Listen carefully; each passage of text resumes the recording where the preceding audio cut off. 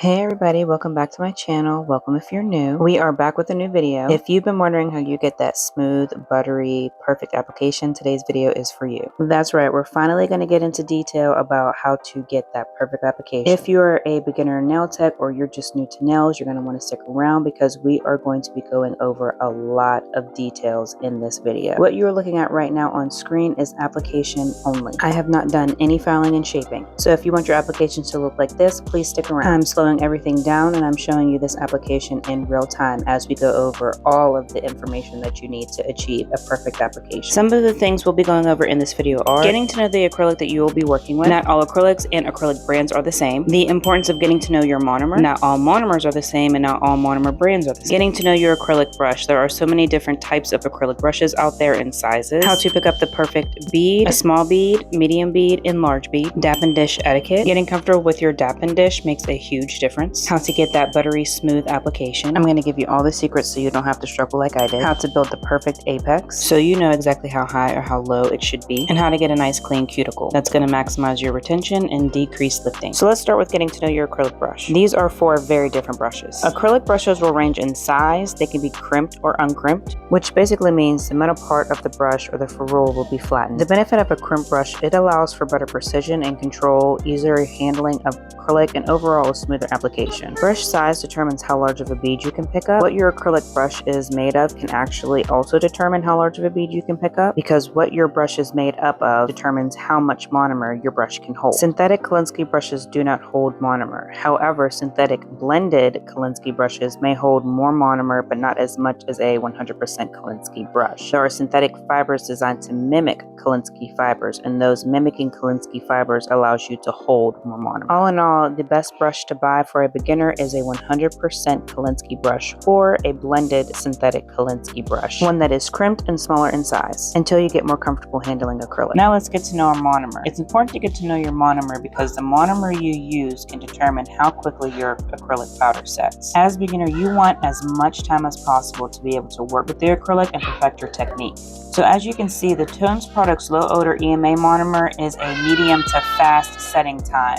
to where the Kiara Sky Monomer is just a standard monomer. Now I will say many low odor monomers set more slowly than a standard monomer. With that said, because I've worked with Kiara Sky for quite some time, I know the Kiara Sky monomer has a slower setting time as well. Another great monomer to use is the Makartt Pro Low Odor Monomer. I actually recommend starting with the Makartt Pro Low Odor Monomer because that's going to give you the most time to work with the acrylic. Also, it's important to have a monomer that is self-leveling so you do get that smooth application. So right here I'm just showing you a few different dap and dishes that I have. It's important for you to invest in one of these too, because these small little dap and dishes right here, they're not going to get the job done. All right, now let's get to work. So by this point your brush should already be prepped. If you are going to pinch the bristles on your brush, you want to do that 24 hours in advance of the application. If you want to see how to prep your new acrylic brush, I do have video on that. I will attach to this video. But to start, you want to make sure that you flush your brush, which means you want to get all of the air bubbles out. You're going to fully submerge your brush in the monomer, spread the bristles to get all the air bubbles out, and then you're going to slide your acrylic brush against the side of the dap and dish to flush out all of the monomer. This is just going to ensure that every bristle of your acrylic brush is coated with monomer. Now let's practice picking up some acrylic beads. To pick up a bead, you can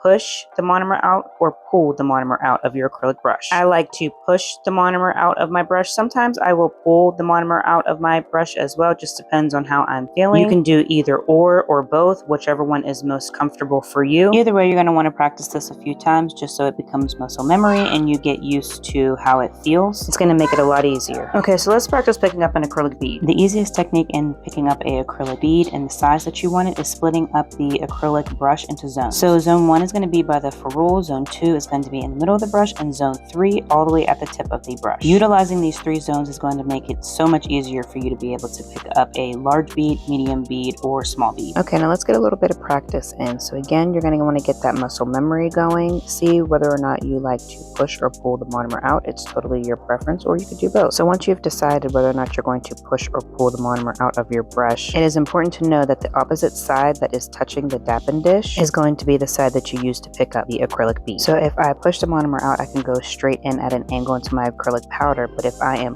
pulling the monomer out, I'm going to have to flip my brush just like this and then go in at an angle into the acrylic powder. And when I say angle, I mean 45-degree angle. Always make sure you're dipping your acrylic brush into your acrylic powder at a 45-degree angle or as close to it as possible. Okay, so now let's practice picking up a bead. We're going to start by picking up a large bead, so I'm just going to tap zone 3 along the side of my dapping dish to pick up a large bead. And if you watch closely, I am going into my acrylic powder very gently at a 45-degree angle to pick up a large bead. And here is my large bead. Now I just want to show you, do you see how the bead went from a little bit bumpy to nice, smooth, and glossy? That process is called polymerization. We will go over that in a bit more detail later, but for now I'm just going to set this bead down and we're going to practice picking up a medium-sized bead. So to pick up a medium-sized bead, we're going to tap into zone 2, which is again the middle of your acrylic brush. I still rely on feel and muscle memory to do this, so you're going to tap into zone 2 to push the monomer out of your brush from zone 2. And you're going to go lightly into your acrylic powder at a 45-degree angle to pick up a medium-sized bead. And there you have it. You have a medium-sized bead. And again, you can see the polymerization process right here. The polymerization process is so satisfying to watch. Okay, so let's place that down and pick up a small bead. And you can use this process to pick up whatever size bead that you need. That's the whole point. This is just the basics. So knowing these basics is really going to allow you to be able to customize the size bead that you pick up. Okay, so we're going to draw the monomer out of the acrylic brush all the way to zone 3 at the tip of the brush and then lightly tap into our acrylic powder at a 45-degree angle. And we have a small bead. Now again, these size beads will range depending on the size of your acrylic brush and what type of acrylic brush that you have. I'm using my 100% Kolinsky brush in the size number 12 from Nail House, so it's going to hold a lot of monomer and I can pick up quite large beads versus my 100% Kolinsky brush from Tron Legend that's in the size number 10. So while I show you the process of pulling the monomer out of the brush to pick up a bead, I just want to also cover the fact that I select the type of brush that I'm going to use for a nail set based on the length of the nail set, as well as how small that person's nail beds are. If I'm going to be working on a smaller nail bed and a shorter length of nail, I'm going to size down on my brush. I would use my size 8 Mia Secret Kolinsky brush, and I don't even think that's 100% Kolinsky fibers. I think that is a mixture of synthetic Kolinsky fibers, but it's way smaller than my size 12 brush versus if I'm doing a 2XL or 3XL set like on myself, my nail beds are not small. I can use a size 12 brush on that length because I would be able to pick up more acrylic and cover more area in a shorter amount of time. But as a beginner, I wouldn't recommend going over a size 10 brush until you become more experienced with acrylic. So another factor that goes into a smooth application is the type of acrylic that you will be using, as well as the brand, because they all set at a different time. Tones products sets a little bit more quickly. You can see the polymerization process here. The polymerization process is just the process in which the acrylic powder begins to set. It's the chemical reaction between the monomer and the acrylic powder. Some brands polymerize more quickly than others. For example, this acrylic powder right here from her Kovenant, it polymerizes more slowly, so if you are a beginner, it gives you time to work with the acrylic and perfect your technique. I'm going to show you how slowly this actually polymerizes and why it's really great for beginners. The more slowly that the acrylic actually sets, it's giving you as a beginner more time to work with the acrylic and place it where it needs to be placed so you can perfect your technique. And you can see here how much more slowly this acrylic powder starts to polymerize versus the Tones products. The Tones products, as soon as I picked it up, it was really getting glossy, and see how much time it takes for this to get glossy. Once the bead looks glossy and shiny like this, that means that it is stable enough to place down on the nail. Stable meaning it has enough structure to it so it's not running from sidewall to sidewall. Next, I'm going to show you one of my favorite powders from Makartt Pro. It is their Nectar blush acrylic powder. This is another brand that you can start with if you are a beginner because this acrylic powder sets pretty slowly as well. I would recommend getting either her Kovenant or these Makartt Pro powders to start with if you're a beginner because they're going to give you the most time to really, like I said, learn how to do acrylic and perfect your technique. When I am teaching others, and even when I was learning myself, I started with Makartt Pro because again, it sets much slower than a lot of other acrylics out there on the market. That's not to say that they aren't some really great acrylic powder. Stone's Products is really, really good. It is phenomenal. And if you are still even a beginner, you can learn to work with it. It just may set a little bit too quickly for you if you have never worked with acrylic before. And there you have it right there. You can see how long that took to polymerize. Okay, so let's get into the nitty-gritty, actually doing the application. To do this application, I'm going to be using the Kovenant acrylic powder in the shade Esther, because I really want to show you how smooth you can get the application with this acrylic powder and how much time you have to actually work with it. So to start on the pinky, I'm going to use a medium-sized bead. I'm going to wait for it to turn shiny and place it down on the nail. Now you'll see here I didn't wait long enough, and see how it's like running off of the nail? You don't want that. But you're going to use gravity in your brush to guide the acrylic down the nail, as well as shape the acrylic to the nail tip. As you notice, I am not doing any swiping motions. I am simply tapping the acrylic. I'm waiting for it to set a little bit more before I start to swipe it. If you start swiping before it is set, you're going to just swipe the acrylic directly off of the nail, and then you won't have any acrylic on your nail tip. So just pat it into place until it starts to set a little bit, and then you can swipe to smooth. I also want you to notice what I am doing with the acrylic brush. I am wiping it on the paper towel, and I am also dipping it into the monomer. I'm not fully submerging my acrylic brush in the monomer. I'm just lightly dipping it, tapping it into the monomer. This is going to rehydrate my acrylic brush and keep the acrylic from sticking to my brush. Also wiping my brush on the paper towel to clean off any excess acrylic that is stuck to the brush. Rehydrating my acrylic brush in the monomer and adequately wiping my acrylic brush off on the paper towel were two key things that were missing from a lot of the other tutorials that I was watching when I was learning how to do nails. So make sure you are rehydrating your brush in the monomer and that you are wiping it on a paper towel or something to make sure that you're not getting acrylic stuck in your brush. When you see that the acrylic is getting a little bit tacky against the brush, that means you need to rehydrate your brush in the monomer just a little bit. Also, if you notice the position of my left hand, you'll notice that my finger is pointing down. This will help the acrylic move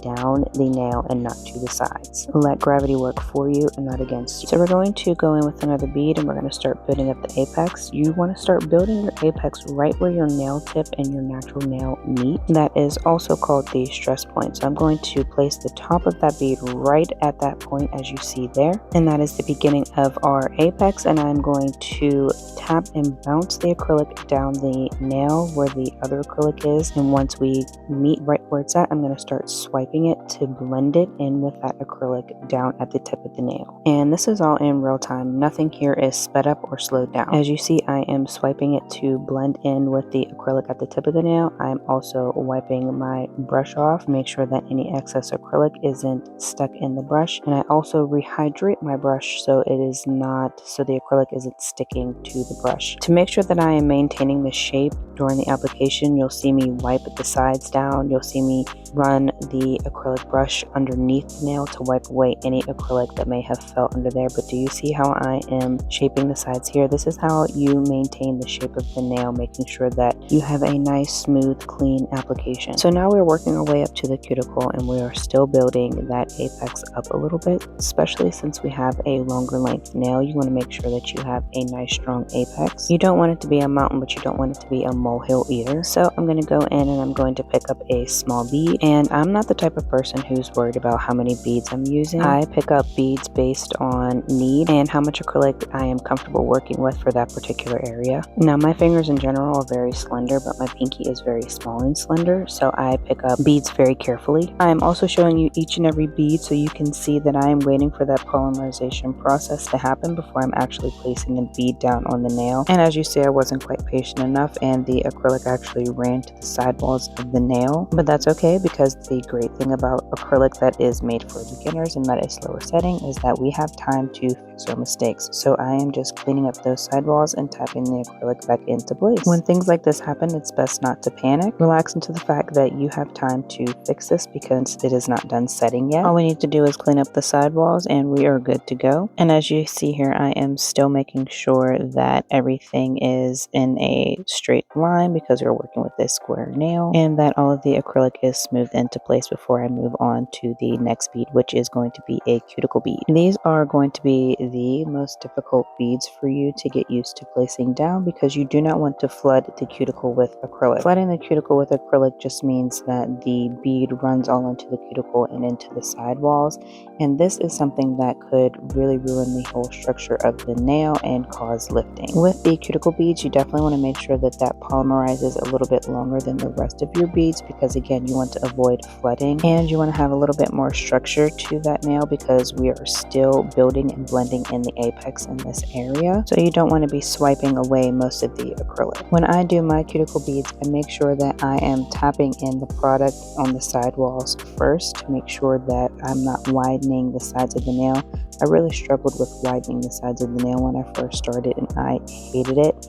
So I make sure that the sides of the nail are nice and tucked in and slim in line with everything else before I start swiping down to blend the acrylic in with the rest of the nail. And in a moment here, I'm going to turn my finger to the side so you can see the structure of the nail that we just built. And there you go. That is the structure so far. And you can see we have a little bit of a dip right underneath where the apex is. And that's okay. We can always go back in and fill these areas in with a little bit more acrylic, which is what I usually do. But the first thing that I like to focus on is making sure that I have the structure that I need. So continuing with making sure that we have the structure we need, we are going to continue to fill in that cuticle area. You want to get the acrylic as close to the cuticle as possible, but not ever touching it, because again, if the acrylic is touching the cuticle or overlapping the cuticle, that is what's going to cause your lifting. So when I place my last cuticle bead down, I place it a little bit away from the cuticle, and I kind of tap and push it up a little bit into the cuticle, trying to get that bead as close to the actual cuticle as possible before I swipe the rest of the bead into place before it fully dries and cures down. You'll also see me lightly tapping the tip of my acrylic brush at the top of the cuticle bead.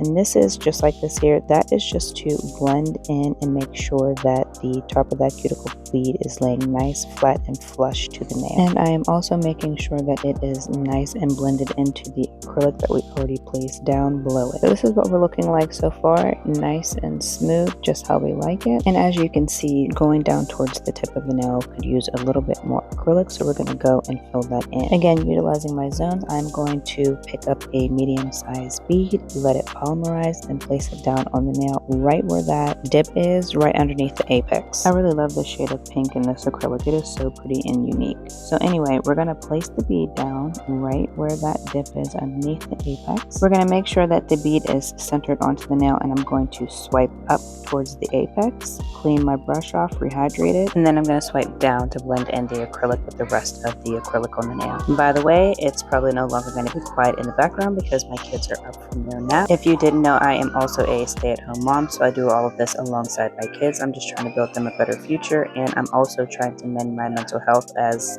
being a stay-at-home mom for the past 5 years has been so mentally tough. After stepping away from behind the chair as a cosmetologist after I had my second son, I really started to lose myself, and teaching myself how to do nails was my way of regaining me back into my life and self-care for me. So I taught myself how to do nails last year, and I have been doing it ever since. Now, even though I have been a licensed cosmetologist for 11 years now, when I went to beauty school 11 years ago, we didn't really have a nail curriculum. They actually pulled acrylic nails from the curriculum altogether because of the smell of the monomer. So I was only taught the very basics of a nail manicure. So we're going to be doing the same thing on all 5 fingers. It is all really pretty repetitive, you know, making sure that you are using your zones so you can pick up the correct size bead that you want, gently dipping your acrylic brush at a 45-degree angle into your acrylic powder and waiting for it to polymerize before you set the bead down onto the nail or the nail tip. Once you set the bead down onto the nail tip, you're going to gently tap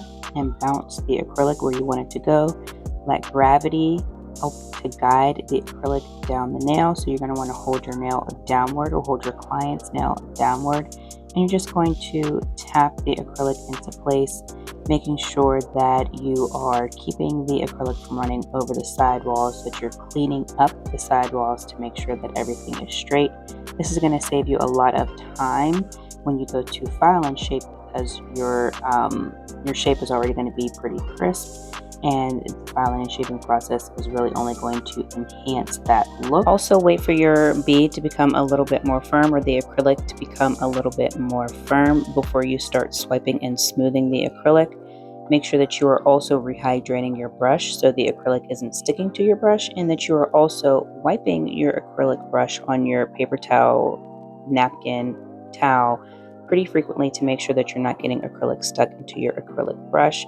Any excess acrylic, you're just going to pull it down over the tip of the nail, and you see me push in on the tip to cut the acrylic off just like that. And I swipe the acrylic brush underneath to pull that excess acrylic out, and I wipe it on the paper towel. And you can see how nice and clean and smooth just that first bead was. When you move on to your second bead, same thing. You're going to want to place that bead right at the apex, right where your natural nail and your nail tip meet to start to begin to build that apex. Tap your acrylic into place, making sure that it is covering all the side walls but not overlapping and running over the side walls.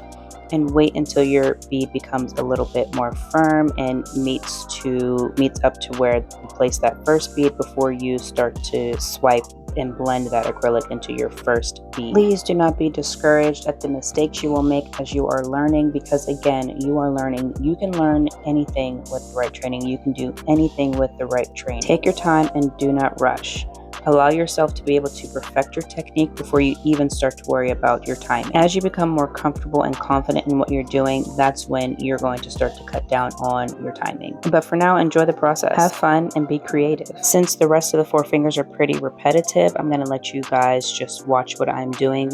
And I just really encourage you to continue to just watch the technique, practice the technique yourself. Save this video so when you are practicing, you can refer back to it. I understand this video is quite long and you might not get through it all in one sitting, so I just encourage you to save the video for later, and when you practice, pull out my video and we practice together. Also, make sure that you are subscribed to my channel, because this is not going to be the only beginner nail tech and beginner guide tutorial that I will be doing, because after you do the application, you are going to want to file and shape your client's nails or your own nails.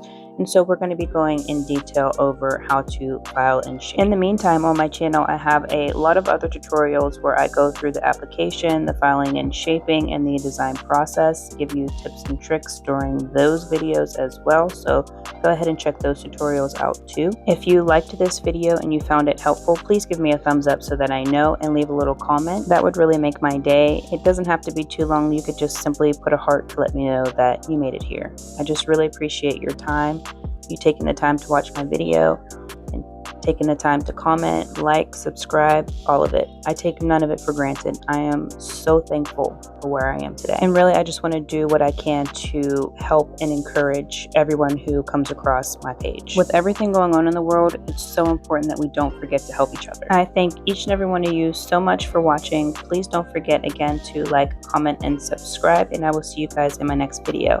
Bye!